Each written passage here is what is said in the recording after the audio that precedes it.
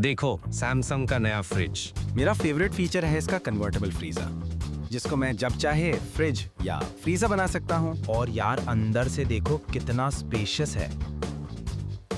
लेकिन मेरा सबसे फेवरेट है इसका कर्ड माइस्ट्रो फीचर, जिससे घर पे फ्रेश दही बना सकते हो। इसकी स्टाइलिश फ्लोरल डिजाइन और एनर्जी सेविंग फीचर्स डबल मजा देते हैं। तो अगर आपको भी चाहिए ऐसा फ्रिज तो ये है आपके लिए बेस्ट।